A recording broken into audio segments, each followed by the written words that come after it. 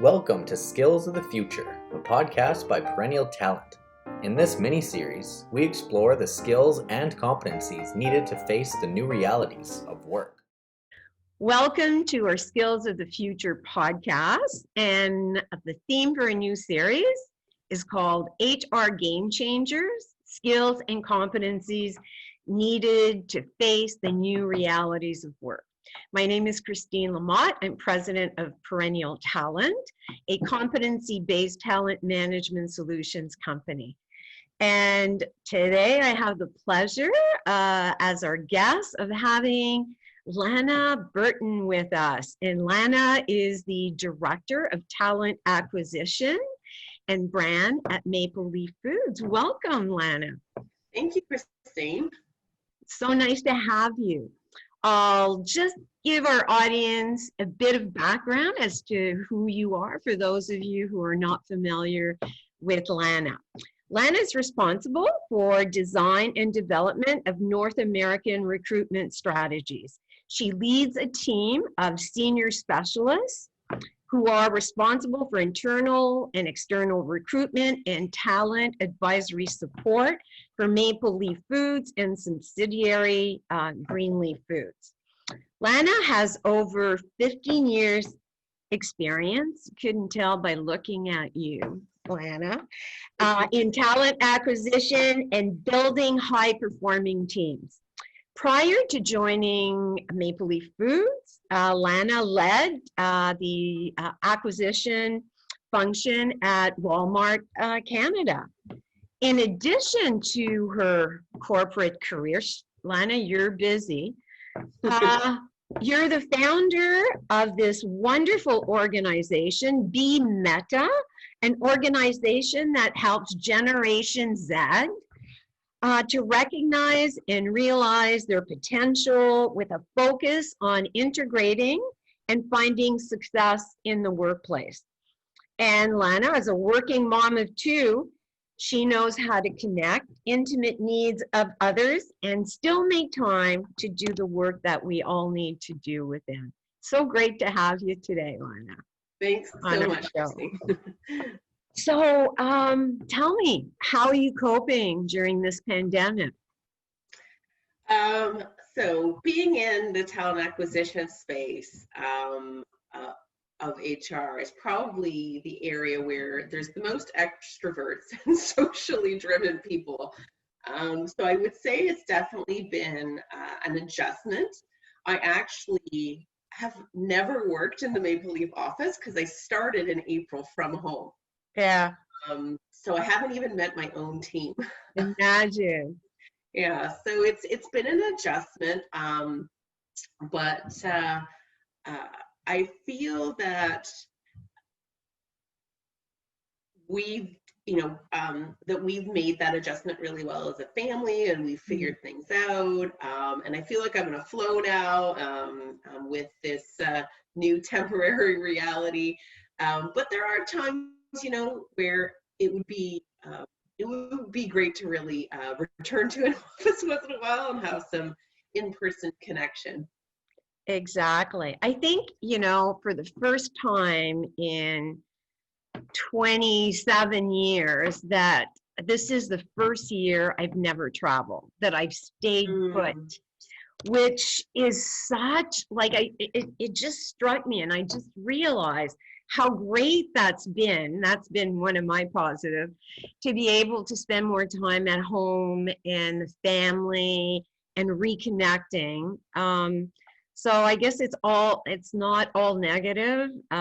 As you mentioned, there's been quite a bit of adjustment. So how's the world of work change as you see it?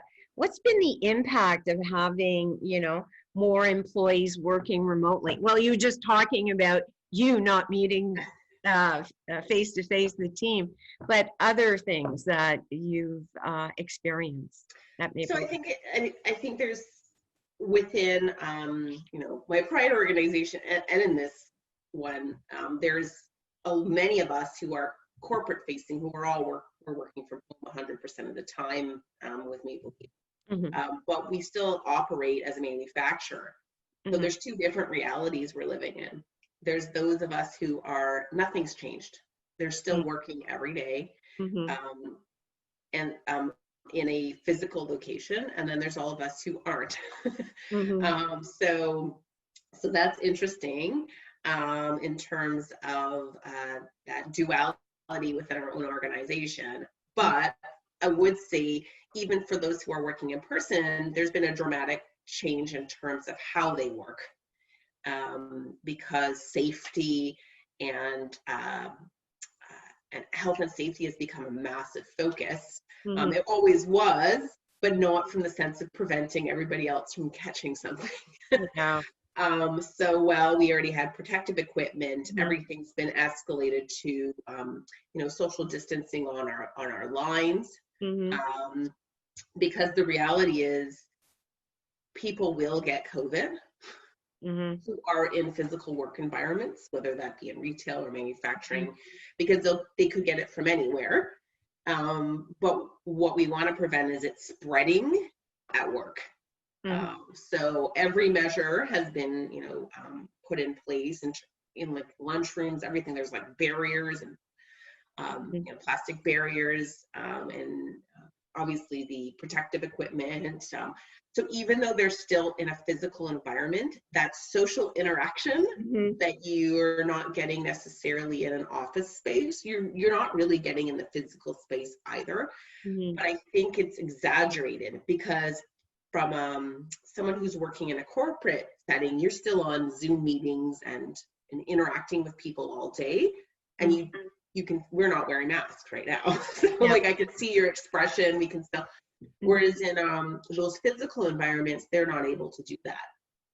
So I actually feel in some ways, even though they're present with each other, sometimes they're less present in terms of their interactions. So anyway, so I think there's a big social impact, and there's an impact to collaboration for everybody, regardless of whether you're still physically working with others or not. I've heard that as well, and our team is working remotely as well, and we never wear masks, obviously. Yeah. But I've noticed that in going out to do groceries and the social interaction, when you don't see someone smile, you don't know what their expressions are.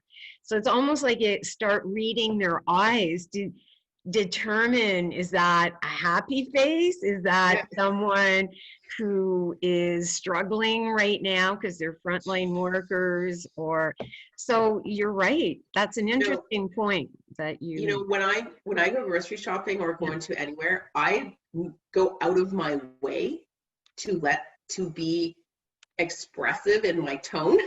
Yeah. And my interaction with people, because I crave that. But I also know that they can't see my facial expressions, but they can hear my tone. Yeah. And they can hear obviously my words and what I'm saying. So I go out of my way to say, oh, thank you, and I hope you have a great day, and how are you doing? Like in a way where maybe I probably didn't do it before. Yeah. I would just offer a smile, right? It's interesting how we change our interaction in view of, the realities we're facing. So, but that's a good tip, Lana. That's a really good tip. So thinking of the talent life, cycle, hiring, learning, development, career pathing, what do you think is the biggest needs or greatest changes that you've seen, at Maple Leaf, or within, the HR community? Are there any areas or roles, where this is especially salient? So let's start with the biggest change is that we used to interview in person.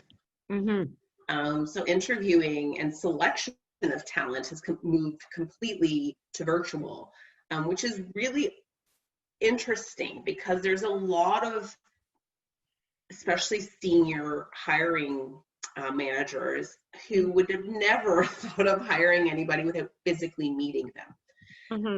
But that option's not there. And what I found really interesting is the adaptation to doing that was seamless. So it wasn't like, oh my goodness, this is terrible. I can't Mhm. meet this person. I can't assess them in person. It was just like, this is reality, and they moved right through it. Mhm. So I found that very interesting. However, Mhm. that is not the case for physical locations. They still do have to often meet people physically, because you need to be able to see the environment that you're going to be working in, Mhm. from a candidate perspective, to understand if you want Mhm. to work there, right? Yeah. But for our corporate roles, it honestly has made almost no impact. um, Interesting. in terms of people's ability to, we've just moved it. Mhm. So I do think in some ways it's allowed more access to greater pools of talent Mhm. that we might not have been able to access before. I think in some ways you can enhance the candidate experience this way too, Mhm. because instead of having to physically go in and drive somewhere and be there, the flexibility of being able to meet through video, Mhm. kind of do it whenever, Yeah. allows people a lot more flexibility for interviewing. So I think that's Mhm. actually worked out really well. In terms of impacts to other impacts to the talent life cycle, I think one of the biggest things is how managers manage people remotely, Mhm. how you keep people engaged. Mhm.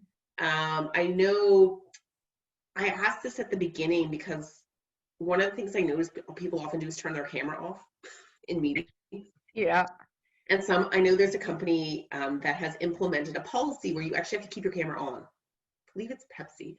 You're So good. you have to keep your camera on all the time. Like, you're not allowed, like, they actually have it as a policy. Mhm. Um, we're completely flexible here in terms of that, but I always ask my team in a bigger team thing, please turn your Mhm. cameras on, because I don't want to be a talking head. Yeah. Yeah. And if we were in an office, I would be able to see you. You wouldn't be able to go do something else in Mhm. a conversation, right? Mhm. So I do think in terms of managing uh, people connectivity, and how to keep people engaged is a big thing. I also think the other thing is mental health. Maple Leaf is really focused on this one. In Mhm. fact, so we were already focused on training managers for supporting people Mhm. in mental health. Um, but we now have a mental health series that is through the summer was every week. Now it's every month that we have it. Mhm. It's a huge focus for our president and CEO, but it's also extremely important now Yeah. that we're able to recognize and understand how to help people who are in crisis. And so how do you build manager skill Mhm. sets to be able to do that, and pretty quickly? Mhm. And because we're coming up on the winter months where it's actually going to get worse. Absolutely. And I think, Lana, that is probably a consistent issue in all of the podcasts we have done, mental health. And when we did our CISO series, that came through a lot.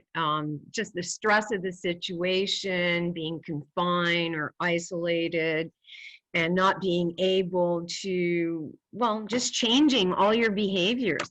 Mm. So even though managers are not psychologists necessarily, they need to have the skills or recognize issues so they can help them and do these mental health checks. So good for you for doing that.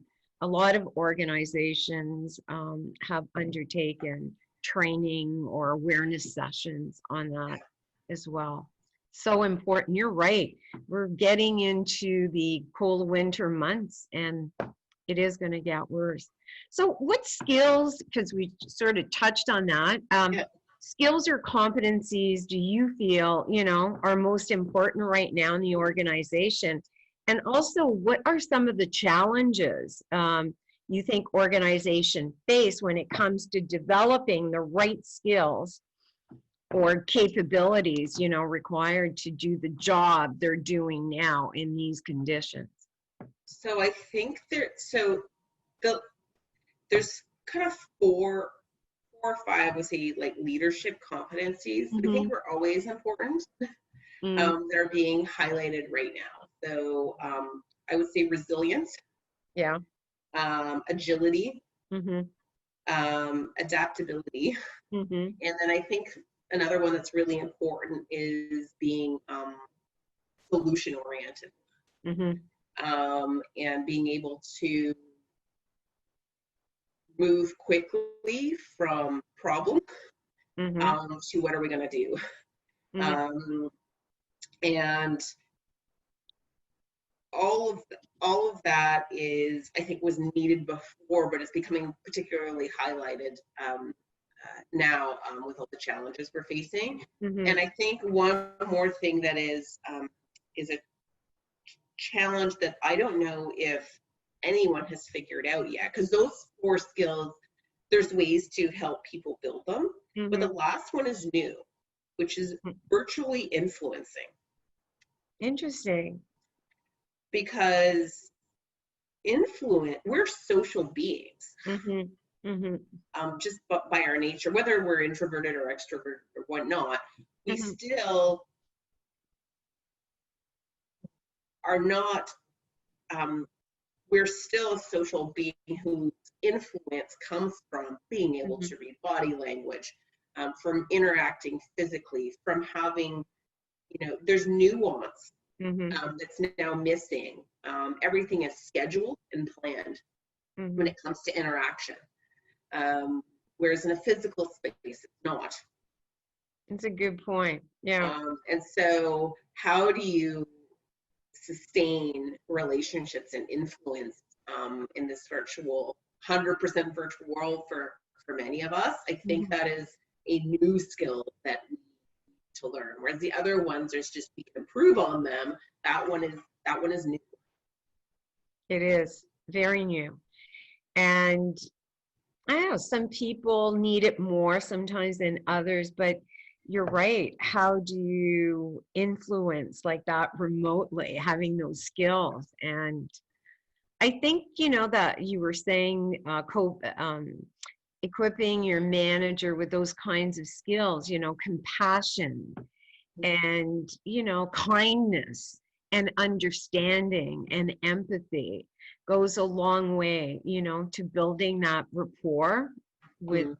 because everybody's sort of sharing the same issues, right? Or problems with different shades of, but yeah, it's, these are skills that, problem solving, you were saying, even more so in some organization, as you know, they're doing furloughs or layoffs, and it's like doing more with less again, but in new roles that have been redefined because there's fewer positions. Yeah. Um, It's interesting you say that. I had so we actually were busier in hiring um, because of the pandemic. So, production increased and we had, less people on a line, and we yeah. needed more shifts. And anyway, it had a big impact to our need for general labor. Mhm. And we had to hire a few contractors to help with that work. And I felt normally I like to help people find work afterwards, right? But I actually felt a moral obligation to make sure I found these contractors work afterwards, because it's not, giving a referral or something for a recruiter before, they probably could easily find work. But now we're in a situation where it's not as easy to find work, and work's also a social outlet. So for, if you're at home and you're not working and you're like, would be a whole different thing, both financially and on your mental health. So I just noticed that I felt more obligatory, and we did find them work, but Good for you.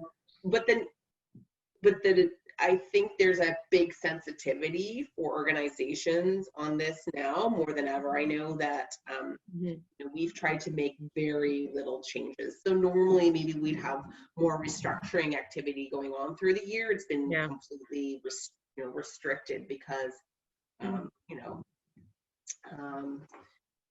it's not. So if you are an organization where you're having financial challenges, it's different, right? Like you might not be able to, you might not have a choice. But where employers do have a choice, you know, they may be making different decisions right now than they would in a non-pandemic situation when it comes to that. Exactly. And I've seen that in other organizations as well. So good for you. So kindness, you know, goes a long way.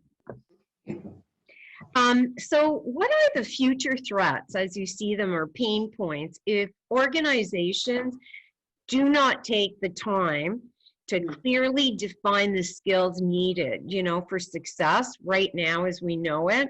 What could go wrong if these threats or pain points are not addressed, Lana? Okay, so let me start with this. And I think I've said, I mentioned this to you before, this is not a permanent situation. I think for perspective, we need to understand that the pandemic will come to an end. But there's a permanent impact that for everyone in terms of the world of work and the impacts it's had on us. But I think what we need to look at as organizations is instead of just focusing on the now, what will that future world be once the pandemic comes to an end? What will the hybrid model of work look like? It probably won't be 100% virtual, but it probably won't be 100% in office spaces or physical spaces. So what is that going to look like? And then once you know that, you have to think about what are the skill sets aligned to it. And I don't think it's going to be the same for every organization. I think that the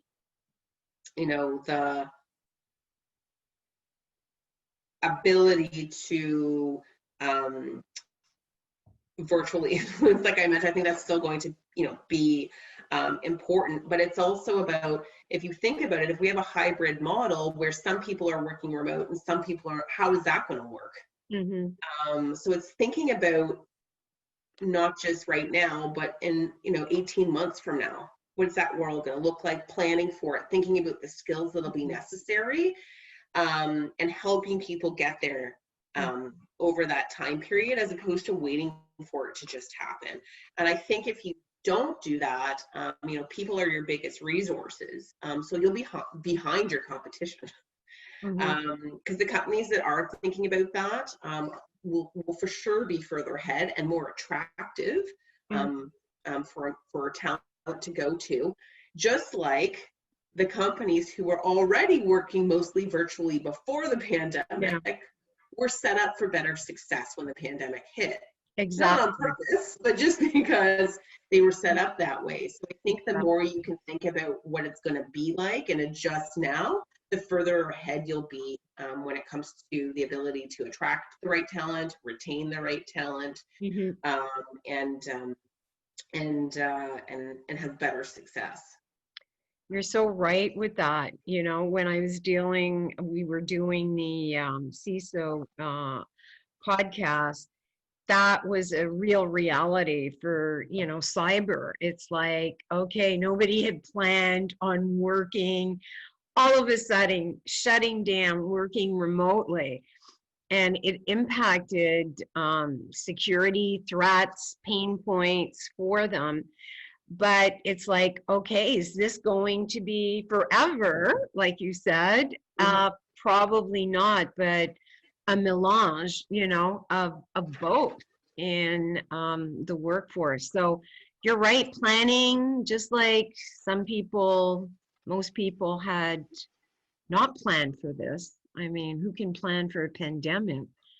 But how do we plan the future of work, facing us after this pandemic? So what actions can companies, because you mentioned planning is one of them, other things they can take today to mitigate these threats? I think one of the things that's really important is transparency. and being open and soliciting feedback and input.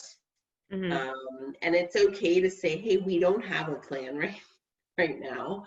Yeah. And I know that Maple Leaf spends a lot of time, we've surveyed people, we're continuously asking people from an engagement standpoint, what's like a work from home, what's missing, how can we help? Like, so I think the feedback and also the transparency on the other side back to people about, and then I think that, you know, we have an opportunity to kind of reinvent what, like I said earlier, what work looks like to meet everybody's needs. And you mentioned earlier about kindness and empathy, and part of it is understanding that we're not all in the same boat.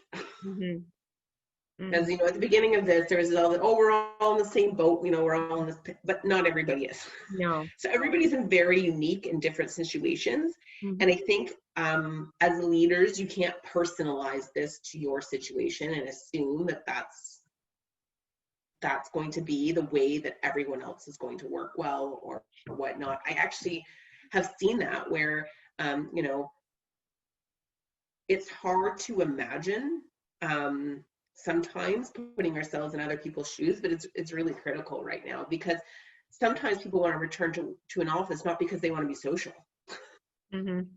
It's because, you know, they're in a small space with young children, and it's just not feasible to be productive. You know, I'm very lucky that I now have a space. But at the beginning of this, I was working in my kitchen with my kids running around, and I was like, oh my gosh. So I think that it's important when you're soliciting feedback that it's also not just an activity that you're really seeking to understand. That's right. You know, and shape things for your workforce to be most efficient and productive and happy. You talked about mental health and thinking of all those factors. So yes, because people are dealing with fear. It's a fear factor, and people are scared, and they might be lonely. They might, you know, there's so many feelings right now that understanding is important. And I think on the transparency side, it's just reassuring people, okay, here's what we're doing. Here's why we're doing it. That's right. Here's what you can expect from this. Because there's no stability right now. So people are missing stability. And so what the transparency does, or having some sort of plan in place, is it gives people at least some sense of normal when it comes to stability. You know, it's like you can't be running in an environment psychologically where you don't have stability in any sense. So whether it's your person, your family, or your career, or your job, like one of them has, you know what I mean? You can't be in an influx for prolonged periods of time, right? Where you don't have some sense that that you're on ground. Otherwise, what you're in is like, it's like a war, you know, your brain goes into a war situation. You're in a fight or flight sense all the time otherwise. Exactly. And things change so rapidly. You know, you think you've got it nailed, and then it's like, no, it's back to zero again, you know. So I guess that's part of, you know, the new realities we're facing today. So thank you so much, Lana, for being our guest today and for sharing, you know, your insight into the new realities of work. Thank you so much for having me, Christine. It was a pleasure speaking with you today. You too. Thanks. Have a great day. Okay, thanks. You too.